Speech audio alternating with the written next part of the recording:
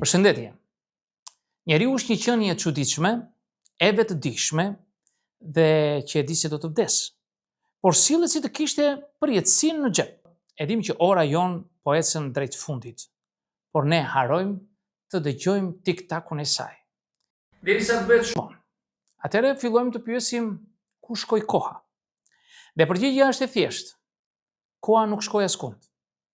Ne e quam dëm atë.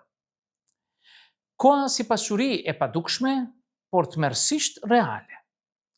Nëse paraja është mjefti me të cilin blejmë gjëra, koha është ajo me të cilën blejmë jetën. Çdo moment i jetuar është një monedhë e padukshme që nuk mund të rikthehet. Nëse dikush të vjedh portofolin, të vjen inat. Por nëse dikush të merre një orë të jetës duke folur për motin e dieshëm, nuk thua asgjë. Sepse nuk e sheh dëmin, por koha është më e shtrenjtë se çdo kartë monedhë. Dhe ironia është që njerëzit më të dëshpëruar për para janë shpesh ata që e shpenzojnë kohën si të ishte rrush i tharë në treg. Si e shpenzojmë kohën ne? Shkencërisht dhe tragjikisht. Psikologët e studiuesit e sjelljes kanë identifikuar modele të qarta. Koha e menduar për të ardhmen. Ne planifikojmë shumë. Disa njerëz planifikojnë pushimet verore në janar, por harrojnë të shijojnë një kafe në pranverë. Koha e fiksuar pas të kaluarës. Harrojmë që s'mund të ndryshojmë të dieshmen, por ama t'i kushtojmë të gjithë të sotmen. Koha që harxojmë me autopilot. Zgjimi, celulari, rrjetet sociale, pak punë, Netflixi, pak nerva, pak ushqim dhe përsëri celulari.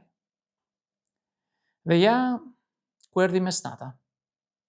Statistikat thonë se njeriu mesatar kalon mbi 10 vjet të jetës vetëm para ekranit të telefonit.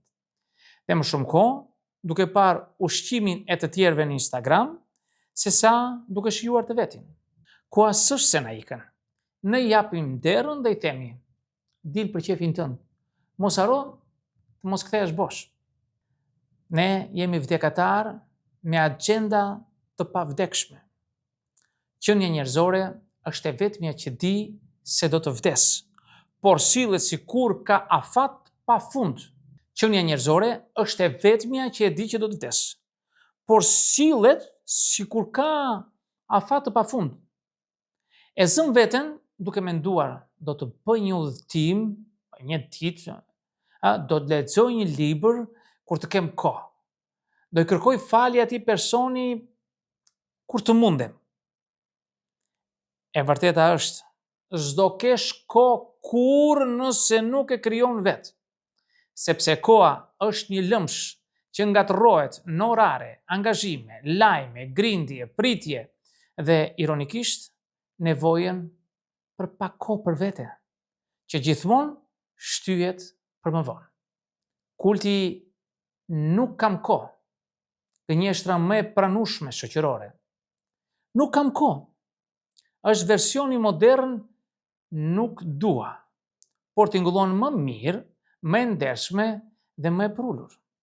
Në realitet të gjithë kemi kohë, por preferojmë të shpërndajmë si shumë të varfër atë që se din se kanë një thesar në ndyshe. Shpenzojmë orë të tëra duke parë jetën e të tjerëve, ndërkohë që jona kalon para syve si tren pa ndalesa. Në vend që të jetojmë kohën, ne e anashkalojmë atë. Njësoj si thuhet edhe në burg, po kaloj kohën. Dhe ne, të lirë, shpesh sillemi si të burgosur të vetes. Psikologjia e kohës. Pse koha nuk ndjehet njësoj gjithmonë. Koha nuk matet vetëm me orë dhe minuta, por me përjetim. Një orë në trafik ndihesh sa për 4. Një orë në shtrat me dikë që do kalon si një çast. Ky është paradoksi emocional i kohës. Ajo zgjat ose shkurtohet sipas intensitetit të jetës që japim. Për këtë arsye, fëmijëria na duket më gjatë, sepse çdo gjë është e re për ne, ndërsa pleqëria një rrjedhë e heshtur momentesh që duken të njëjta. Pra, të jetosh me vetëdije është si të zgjasësh jetën dhe nëse minutat janë po ato. Të jetosh këtu dhe tani është një nga këshillat më të mira, por jo gjithmonë e lehtë. Shumë psikolog, coach, guru, si dhe meme në Instagram na këshillojnë jeto momentin. Po a është gjithmonë e mundur? Në kanalin tim keni edhe një video, nëse dëshironi ta shikoni, me titullin Memento mori, memento vivere. Mos haro se je i vdekshëm, mos haro të jetosh. Por jeta ka takime, ka fatura, ka planifikime, ka shpresa. Si jemi murgj tibetian, por ama ka shumë raste kur jemi me dikë dhe truri është diku tjetër. Dhe humbim rastin për lidhje me të vërtetë, ndjesi të sinqertë dhe qetësi. Të jetosh në të tashmen nuk do të thotë të harrosh të ardhmen, por të mos harrohesh në të. Disa mënyra se si e vrasim kohën dhe pse ajo është një krim emocional. Duke pritur gjithmonë momentin e dur, ai nuk vjen. Është një iluzion si reklamat për kremin kundra plakjes. Duke parë jetën si garë, koha e shpenzuar në krahasim është si të hysh në muret e shtëpisë së tjetrit, ndërsa e jotja po rënohet. Duke menduar pafund për çdo thonë të tjerët. Ironikisht, ata janë shumë të zënë duke menduar për veten e tyre. Çdo ditë e shpenzuar në këtë mënyrë është si të hedhësh flori në kosh, por me buzëqeshje në fytyrë. Humori si ilaç ndaj panikut për kohën. Kur përballesh me të vërtetën që koha po ikën, ke dy opsione. Ose ta kalosh me panik, ose ta kalosh me humor. Dhe humori është më i lehtë për stomakun. Për shembull, njerëzit që thonë koha fluturon, shpesh nuk kanë ngritur ose nuk kanë ndërtuar, të themi, një orar në jetën e tyre. Kalendari është shpikur për të ndarë zhgënjimin në porcione të menaxhueshme, të hënat, fundjavat, do filloj muajin tjetër. Donjëherë të gjithë ne sillem sikur do jetojmë 200 vjet. Përveç rasteve kur na kujtohet se skadenca është më gjatë se durimi. Në fund të ditës ose jetës, çfarë ka rëndësi? Kur njerëzit janë në fund të jetës, ata nuk thonë, sikur të kisha kaluar edhe një orë më shumë në Zoom, apo duhet të kisha pastruar më mirë kutinë e emaileve, postën time.